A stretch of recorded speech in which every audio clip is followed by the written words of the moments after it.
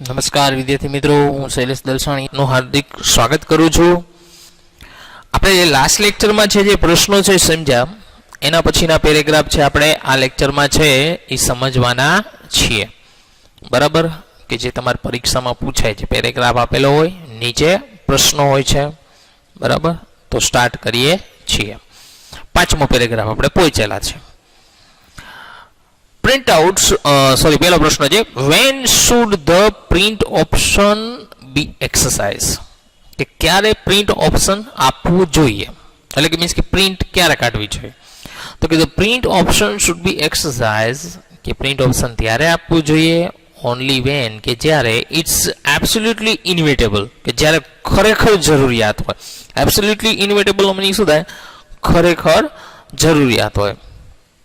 Complete editing should be done beforehand, કે હાથમાં આવે તે પહેલાં તેમાં સંપૂર્ણ સુધારો થઈ જવો જોઈએ.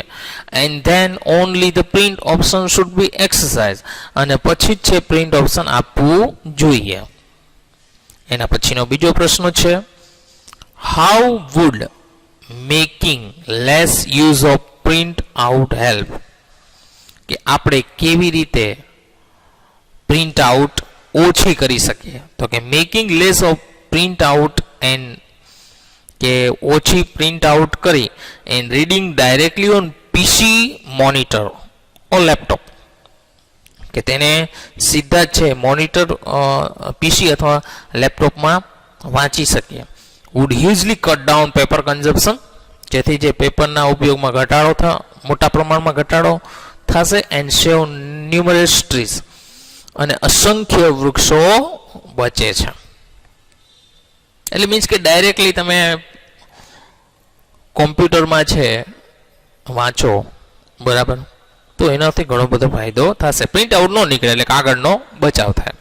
એના પછી છઠ્ઠો પેરેગ્રાફ છે, એમાં પહેલો પ્રશ્ન છે, how should the use of bicycle be made popular, કે સાયકલનો ઉપયોગ આપણે કેવી રીતે વધારવો જોઈએ. તો કે four making the use of bicycle popular we should observe cycle day, કે આપણે સાયકલનો ઉપયોગ વધારવા માટે સાયકલ ડેનું પાલન કરવું જોઈએ. વન્સ ઇન અ મંથ, એટલે મહિનામાં એકાદ વાર. એન્ડ ઓન ધેટ ડે, અને તે દિવસે cycle riding alone should be allowed bearing emergencies. Bearing emergency એટલે કે ઇમરજન્સી સિવાય, કે તે દિવસે માત્ર ઇમરજન્સી સિવાય સાયકલને જ ચલાવવાની પરવાનગી આપવી જોઈએ.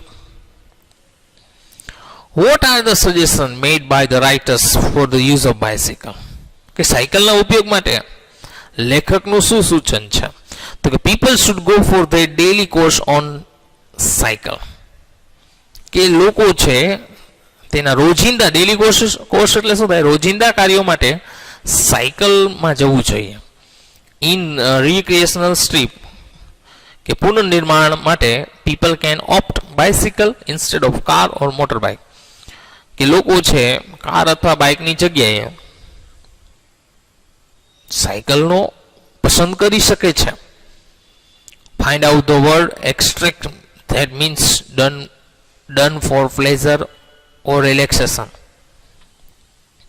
કે આનંદ અથવા તો શાંતિ માટે કરવામાં આવતું કાર્ય.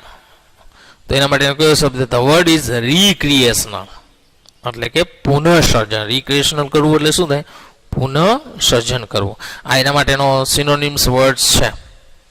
તો કે એ આપણા done for pleasure or relaxation માટે થાય ને, આનંદ અથવા શાંતિ માટે કરવામાં આવતું કાર્ય, તો એને શું કહેવાય? રિક્રિએશનલ, પુનઃસર્જન કરવું. ઓકે, એના પછીનો છે સાતમો પેરેગ્રાફ.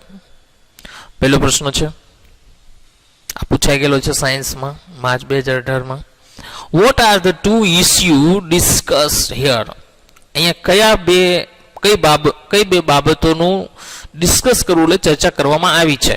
તો કે the two issues discuss here are climate change and global warming, કે વાતાવરણમાં થતો ફેરફાર અને ગ્લોબલ વોર્મિંગ, એ બે બાબતો વિશે ચર્ચા કરી છે. આપણા સાયન્સમાં પૂછાઈ ગયેલું માર્ચ 2018માં. How can one help to overcome the problem, કે આ સમસ્યાને જીત મેળવવા માટે કોઈ કેવી રીતે મદદ કરી શકે, તો કે one can play a vital role to fight against the climate change. એક વ્યક્તિ છે ક્લાઇમેટ ચેન્જ અને આ ગ્લોબલ વોર્મિંગની સમસ્યા સામે મહત્વનો ભાગ ભજવી શકે છે warming by adopting more responsible lifestyle, કે જવાબદારી પૂર્ણનું જીવન સ્વીકારીને. એડોપ્ટ કરવું એટલે શું થાય? સ્વીકારવું. આપણે બધે જવાબદારી પૂર્વક રહેતા હોય, એક આદર્શ સિટીઝન તરીકે રહીએ તો બધું સોલ્યુશન થઈ જાય. What kind of problems are the climate change and global warming, કે climate change and global warming કયા પ્રકારની સમસ્યા છે, તો કે climate change and global warming are serious problem, કે બહુ ગંભીર સમસ્યા છે. They should be taken as urgent problem, તે આપણને તાત્કાલિક અથવા તો તત્કાલ સમસ્યા સુધી લઈ જશે. It can happen that if we neglect such problems. Neglect કરવું એટલે એનો અવગણના કરવી. તેવું થઈ શકશે જો આપણે તેની અવગણના કરીએ તો. They May lead to disaster, જે આફત તરફ લઈ જઈ શકે, એન્ડ ટ્રેજિક હેપનિંગ, અને ખૂબ જ ભયંકર બનાવ સુધી, કે તે આફત અથવા ખૂબ જ ભયંકર બનાવ સુધી લઈ જઈ શકે છે. What is the role that an individual can play, કે વ્યક્તિગત રીતે છે વોટ ઇઝ ધ રોલ એટલે વ્યક્તિગત રીતે શું ભાગ છે, કે વ્યક્તિગત ભાગ ભજવવા માટે શું છે, તો કે individual can play vital role in to fight against the climate change, કે એક વ્યક્તિગત છે વ્યક્તિગત રીતે ક્લાઇમેટ ચેન્જ સામે એન્ડ ગ્લોબલ વોર્મિંગ સામે મહત્વનો ભાગ ભજવી શકે છે by adopting more responsible lifestyle, કે ખૂબ જ જવાબદારીપૂર્વકનું જીવન સ્વીકારીને. તો બીજો પ્રશ્ન અને ચોથો પ્રશ્ન સેમ જ છે.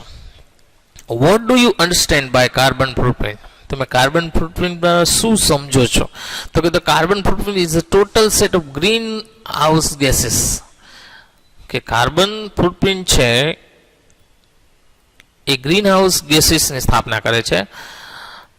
Emission cause by organisation, event and product and portion, કે જે સંસ્થાઓ, પ્રસંગો, ઉત્પાદન અને વ્યક્તિ દ્વારા ઉત્પન્ન થાય છે. ત્યાર પછીનો પ્રશ્ન છે,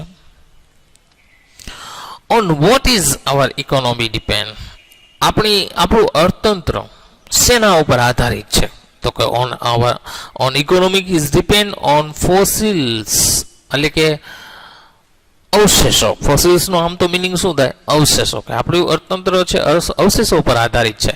ધ રિમેન ઓર, જે રહેલા છે, રિમેન એટલે શું થાય? રહેલું. Or impression of prehistorical plant or animal embedded in rock and preserved in petrified from fuel derive energy and resources of a prehistorical plant. Prehistorical એટલે કે ઐતિહાસિક કોઈ વૃક્ષ, or animal embedded અથવા પ્રાણીઓ in rock and preserved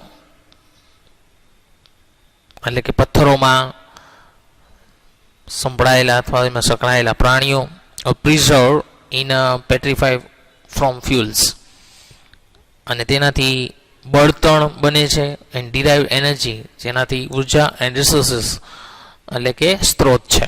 એટલે આપણે છે ને આ કહેવાનો અર્થ છે આપણી ઇકોનોમિક છે એ કેની ઉપર આધારિત છે, તો કે જે પુનઃ અપ્રાપ્ય જે ઉર્જાના સ્ત્રોત છે જેના દ્વારા એનર્જી આવે છે, કે જે પ્રી હિસ્ટોરિકલ મીન્સ કે જે ઐતિહાસિક જે વૃક્ષો છે જમીનની અંદર દબાઈ ગયેલા હોય, પ્રાણીઓ છે અમુક પથ્થરો નીચે, તો એના ઉપર આપણે આધાર રાખીએ છીએ. What is the most undeniable reality before us, કે આપણી સામે સૌથી ન અવગણના કરી શકાય તેવી વાસ્તવિકતા શું છે, તો કે the most undeniable reality before us is the bitter reality, બહુ જ કડવી વાસ્તવિકતા છે કે we are still facing CO2 emission from economic activity in globe, કે આજે વિશ્વમાં, ગ્લોબલ વિશ્વમાં આજે પણ આપણે કાર્બન ડાયોક્સાઇડના નિકાલની સમસ્યાનો સામનો કરી રહ્યા છીએ and it will continue and perhaps escalate over, અને તે કદાચ છે ચાલુ રહેશે અને તેમાં વધારો થશે. એસ્કેલેટ થવું એટલે શું થાય? વધારો થવો. તો મિત્રો અહીંયા પાઠ પણ પૂરો થાય છે, એના પ્રશ્નો પણ પૂરા થાય છે. વિડીયો જોવા બદલ આપનો ખૂબ ખૂબ આભાર. પ્રશ્નો ફરીવાર જોજો, એકવાર વ્યવસ્થિત સમજો, કારણ કે આપણને પરીક્ષાઓમાં છે એ પેરેગ્રાફ પરથી પ્રશ્નો પૂછા